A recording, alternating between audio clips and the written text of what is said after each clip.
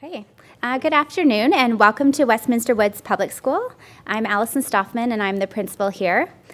On behalf of the students, staff, and school community, we are delighted to have you all visiting us today.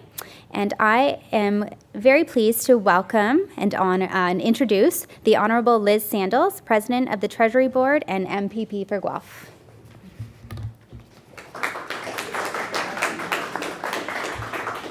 Well, thank you, Allison, and thank you, everybody, for coming. This is great that so many of you came along to hear today's announcement, and welcome to everybody. We've just been downstairs seeing some of the great things that the kids can do when they've got access to the technology, and it's interesting.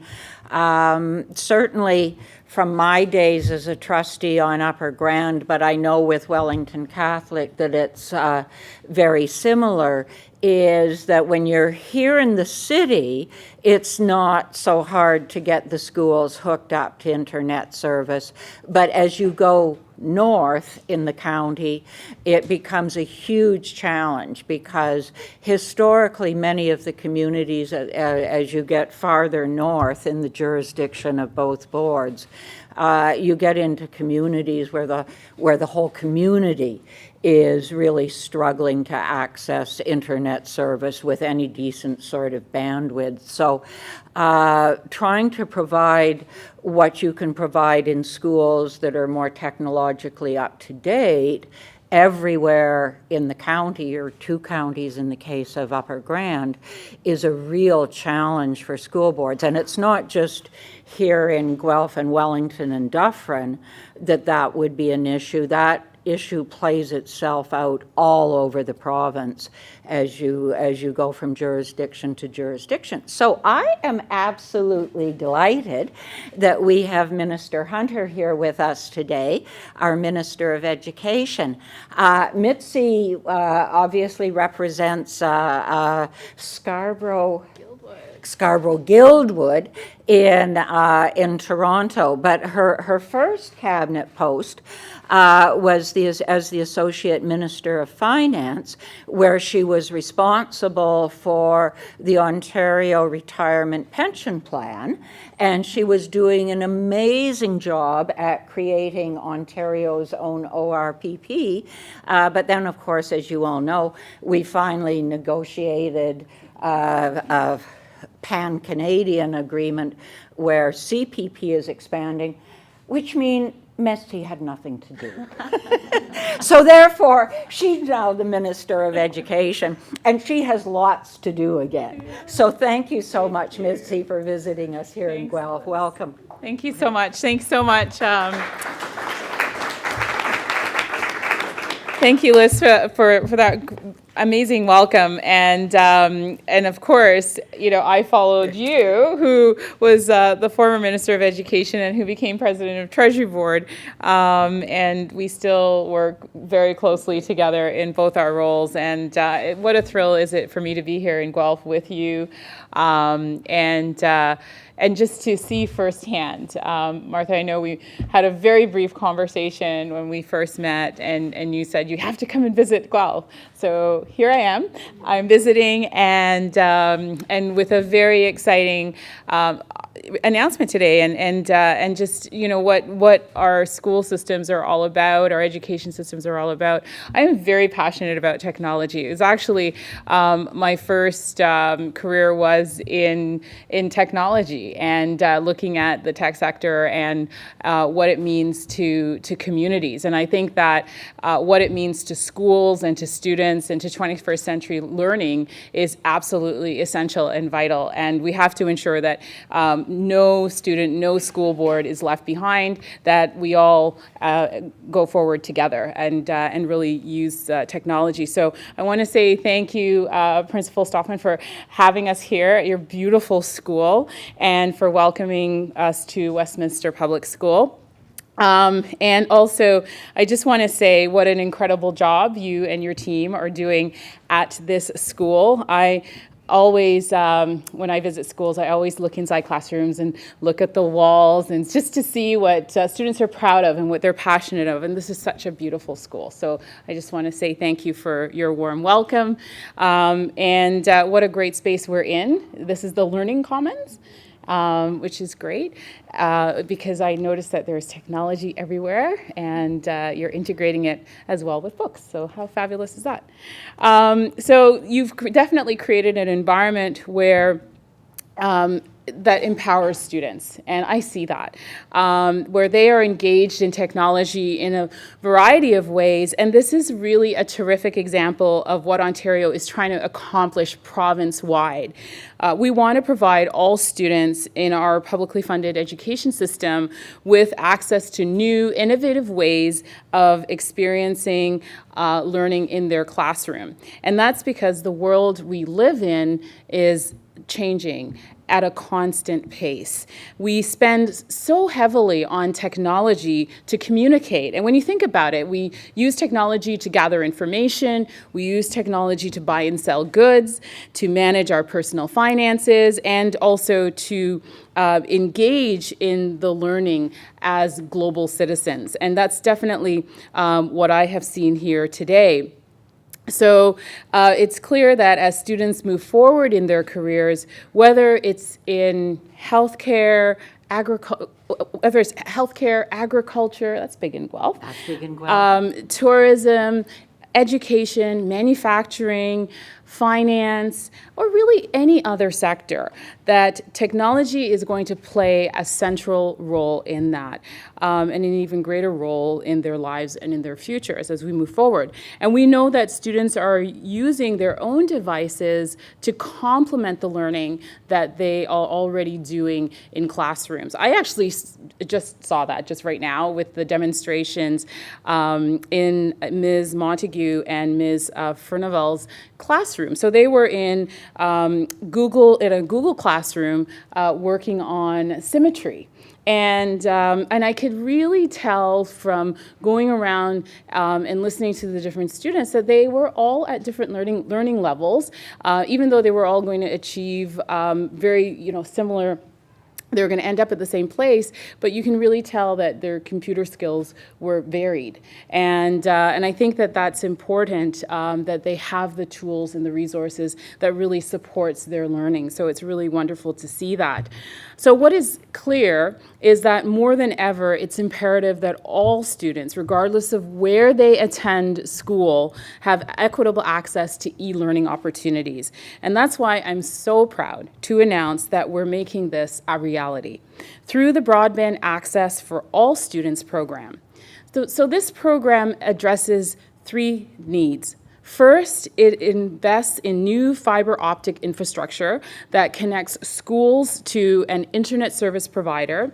Second, it will increase network capacity to handle larger amounts of data required to use new and emerging technologies in the classroom, like we saw in our Google Hangout. And third, to update school board network technology so that students can access the internet directly, rather than through the board's data center, which slows down connectivity speeds. Broadband connectivity acts as the highway for students to get online. And in a recent survey, 82% of Ontario's school boards had broadband speeds that were lower than the current global standard of 1 meg per second per student.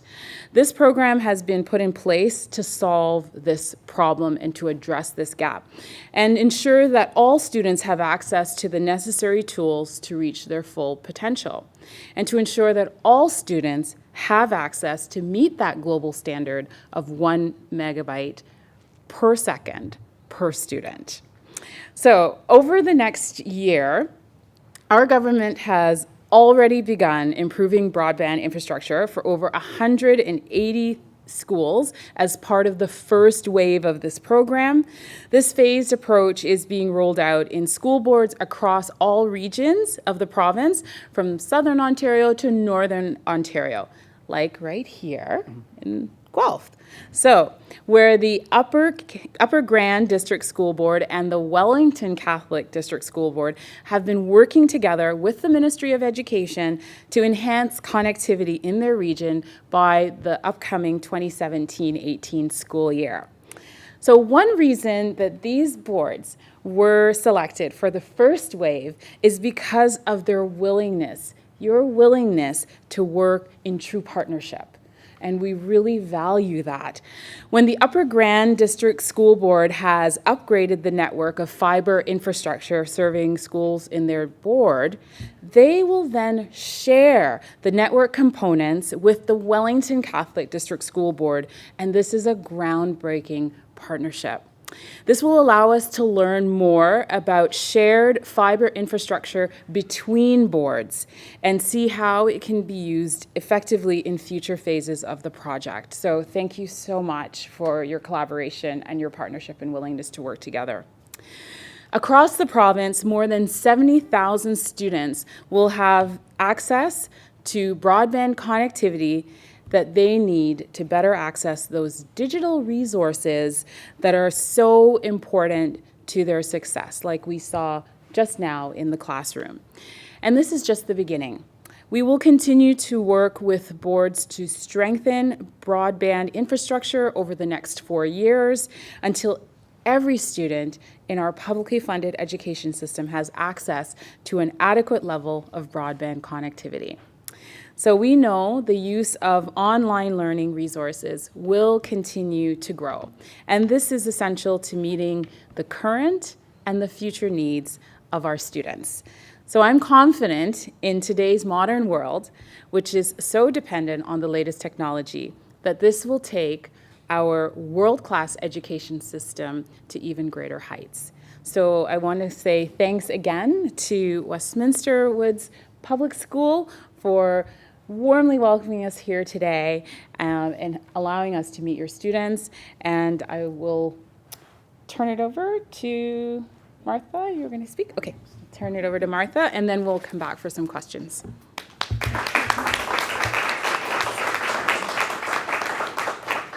Thank you, Minister, and thank you very much for the opportunity to say a few words on this beautiful sunny day. First, I'd like to thank the Minister for her great memory. I met her at a cabinet meeting that was in Guelph last year, and when you consider the thousands of people that Minister Hunter meets in a month, let alone in a year, the fact that she remembered our encounter and that I'd asked her to come back and she did is a wonderful tribute to this woman. So thank you so much for that. And we really do welcome your announcement today. The Broadband Modernization Program, and I first will acknowledge John McCormick, if you could just wave from the back. He is the impetus behind this, and he is aided and abetted by 3 of our technology fellows who are sitting in the second row, Ryan, Sandro, and Bill. Thank you very much for being here today. This is your project, and this is your day. It is really going to help us to update our networks to achieve 1 meg, which you mentioned, per second per student, which is the initial target. And the program will help us to address student equity concerns, particularly in our rural schools, as the Minister mentioned, where sufficient internet capacity has been an issue all along. The improved broadband network service will support a greater number of users. It will allow more students to bring their own devices, and Bill and I know because we introduced the Bring Your Own Device, BYOD it is called, to this board many years ago, and this will facilitate our initiative, which we developed, Bill, all those many years ago.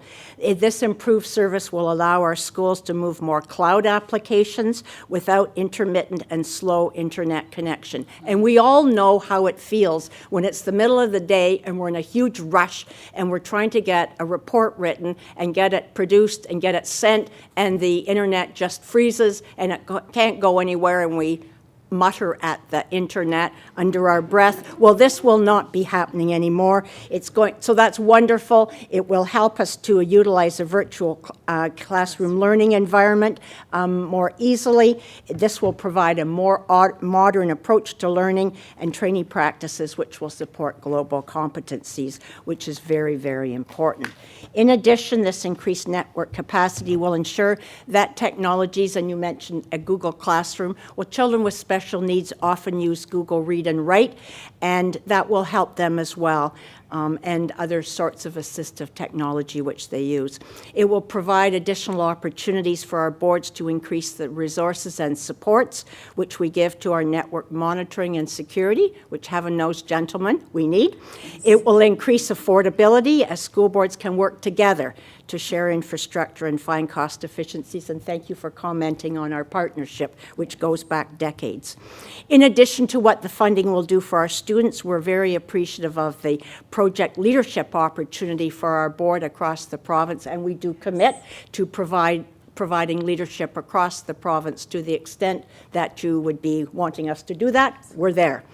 Upper Grand and Wellington Catholic have a long, long history of working together.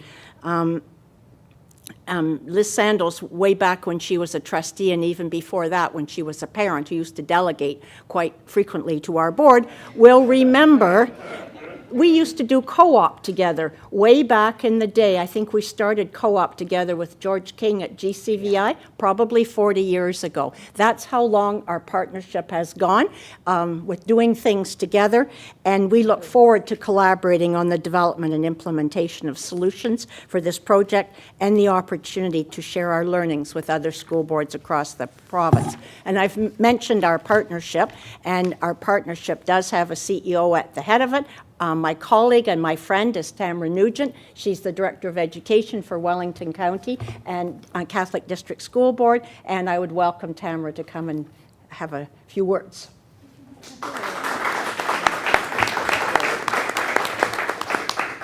Thank you, Director Rogers. She mentioned how BYOD revolutionized classrooms, and we have a new strategy at Wellington Catholic, and it's BYOITG, which is bring your own IT guy. So I want to just acknowledge the work that Louis Gomes has been doing behind the scenes. So on behalf of senior administration and the Board of Trustees, I'd like to express my gratitude for the partnership with Upper Grand District School Board, and most especially to the Minister of Education, Minister Hunter, for your vision and commitment to the Broadband Initiative. The strength of partnerships such as this is in the people who can move ideas to action, and we are gifted with strong relationships and people who are open to new ideas and moving them to action. This investment in infrastructure empowers our educators and creates the conditions necessary for our students to engage in inclusive, innovative, and collaborative learning environments.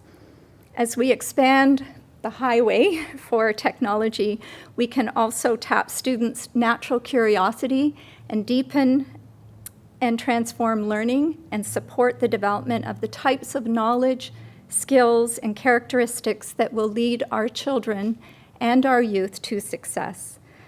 The Broadband Initiative not only lays a new highway, it lays a foundation that leads us closer to the development of lifelong learners and responsible citizens in a globally connected and technologically intensive world. Thank you from all of our digital learners, our staff, and our students for this investment and infusion of resources into our community, our boards, and our schools. Thank you. Thank you.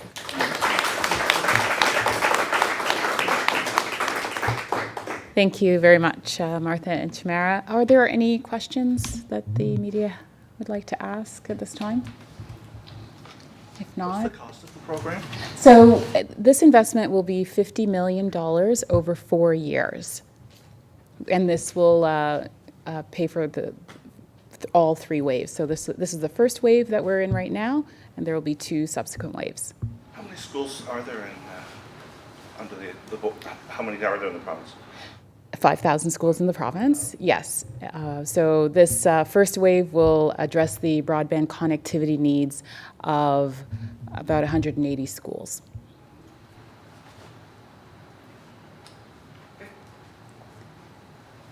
Everyone's good? Okay, thank you so much. Thanks, everyone. Thank you.